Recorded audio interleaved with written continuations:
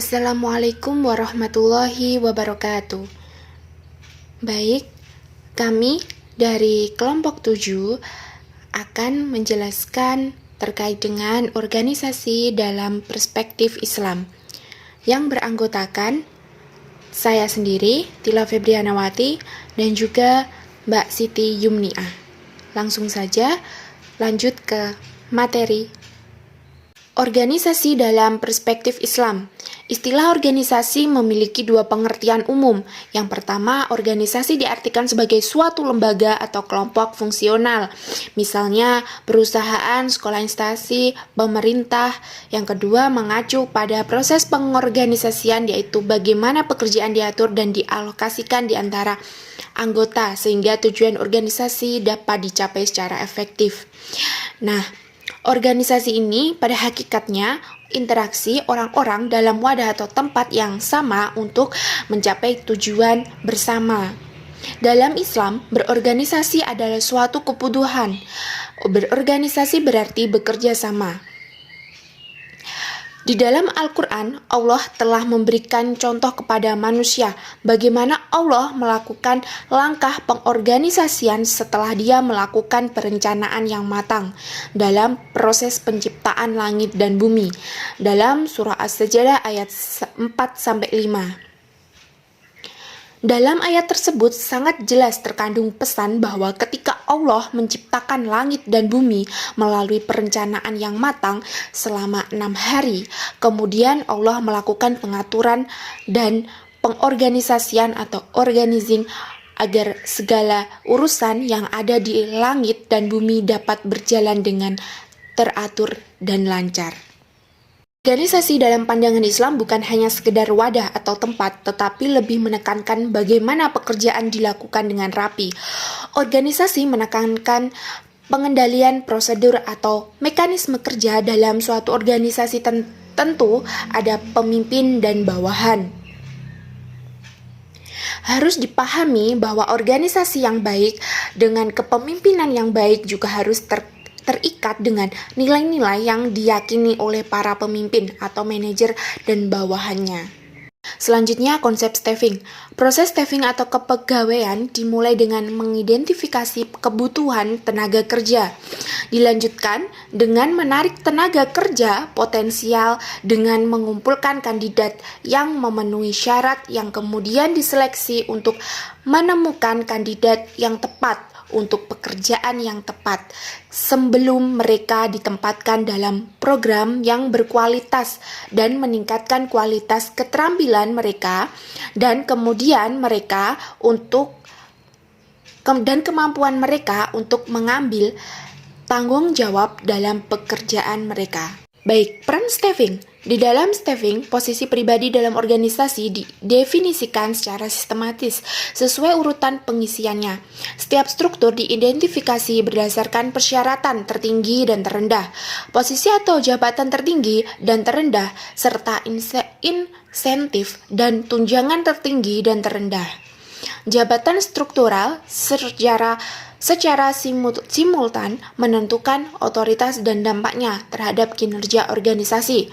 Secara vertikal, kewenangan pemimpin yang memegang jabatan masing-masing menunjukkan adanya kekuasaan hierarkis yang terkonsentrasi pada pemimpin puncak seperti direktur presiden yang biasanya memiliki kewenangan luas dalam organisasi. Tujuan organisasi mungkin telah tercapai atau sudah berhasil, tetapi masih ada peluang atau kesempatan untuk meningkatkan unit organisasi yang berprestasi dan hubungan wewenang yang ada. Namun, jika manajer tidak mampu memimpin organisasi, dapat dipastikan hasilnya tidak akan baik. Oleh karena itu, perlu diperhatikan bahwa tugas harus dilakukan berdasarkan keahliannya. Pengisian posisi manajemen disebut oleh beberapa kelompok yang paham berpikiran manajemen sebagai sebuah tim atau sebagai staffing yang melihatnya sebagai suatu fungsi lain dari manajemen. Selanjutnya yaitu proses penyusunan personalia.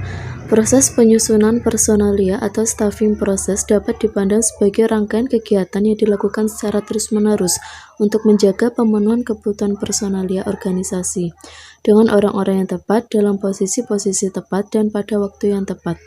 Adapun langkah-langkah dalam proses penyusunan personalia yaitu sebagai berikut. Yang pertama, perencanaan sumber daya manusia. Perencanaan sumber daya manusia adalah mencakup seluruh kegiatan yang dibutuhkan untuk menyediakan tipe dan jumlah karyawan secara tepat dalam pencapaian tujuan organisasi. Kemudian yang kedua yaitu penarikan. Penarikan yaitu menyangkut sebuah usaha yang memperoleh karyawan dalam jumlah yang tepat dengan kemampuan-kemampuan yang dibutuhkan untuk mengisi jabatan-jabatan yang tersedia. Yang ketiga, seleksi. Seleksi adalah pemilihan tenaga kerja potensial untuk menduduki suatu jabatan tertentu dari lamaran yang masuk.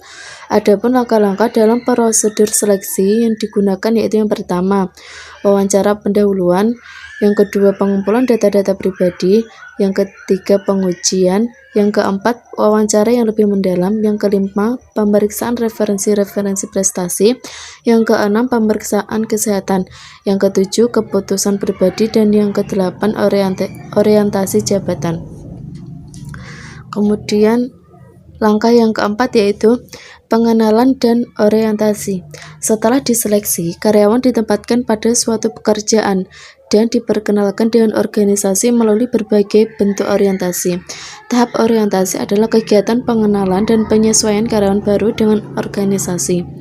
Yang kelima, latihan dan pengembangan. Tujuan diadakannya latihan dan pengembangan karyawan adalah untuk memperbaiki efektivitas karyawan dan mencapai hasil-hasil kerja yang telah ditentukan. Peningkatan efektivitas kerja dapat dilakukan dengan latihan atau training dan pengembangan. Adapun yang dimaksud dengan latihan yaitu untuk memperbaiki penguasaan keterampilan dan teknik-teknik pelaksanaan pekerjaan tertentu terperinci dan rutin. Sedangkan pengembangan yaitu lebih luas ruang lingkupnya dalam meningkatkan kemampuan, sikap, dan sifat-sifat kepribadian serta penyesuaian diri dengan kemajuan teknologi. Kemudian yang keenam yaitu penilaian pelaksanaan kerja. Di dalam penilaian pelaksanaan kerja dilakukan dengan membandingkan antara pelaksanaan kerja perseorangan dan standar-standar atau tujuan-tujuan yang dikembangkan bagi posisi tersebut. Kemudian yang terakhir yaitu pemberian jasa, penghargaan atau kompensasi.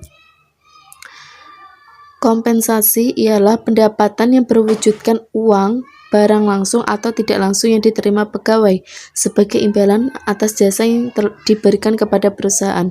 Kompensasi memiliki istilah yang luas dan berkaitan dengan imbalan-imbalan finansial yang diterima oleh seseorang melalui hubungan kepegawaian mereka dengan sebuah organisasi. Secara umum, bentuk kompensasi ialah finansial karena pengeluaran moneter yang dilakukan oleh organisasi. Adapun istilah-istilah dalam kompensasi yaitu yang pertama upah dan gaji. Upah adalah imbalan yang berhubungan dengan tarif per jam atau basis bayaran yang sering digunakan bagi pekerja-pekerja produksi dan pemeliharaan. Sedangkan gaji biasanya berlaku pada tarif bayaran mingguan, bulanan, atau tahunan. Yang kedua insentif ialah tambahan-tambahan kompensasi di atas atau di luar gaji dan upah yang diberikan oleh organisasi atau perusahaan. Yang ketiga, tunjangan merupakan beberapa asuransi kesehatan dan jiwa, liburan yang ditanggung instansi, program pensiunan, dan tunjangan lainnya yang berkaitan dengan hubungan kepegawaian. Dan yang keempat yaitu fasilitas, yaitu jumlah substansial dari kompensasi terutama bagi eksekutif yang dibayar mahal. Contohnya itu dari fasilitas kenikmatan seperti mobil instansi, akses ke instansi yang mudah, dan lainnya. Adapun tujuan dari kompensasi yaitu yang pertama, menarik karyawan untuk bekerja. Kemudian yang kedua, menahan karyawan agar tidak berpindah pekerjaan. Dan yang ketiga yaitu memberi motivasi kerja. Sekian presentasi dari kelompok kami. Wassalamualaikum warahmatullahi wabarakatuh.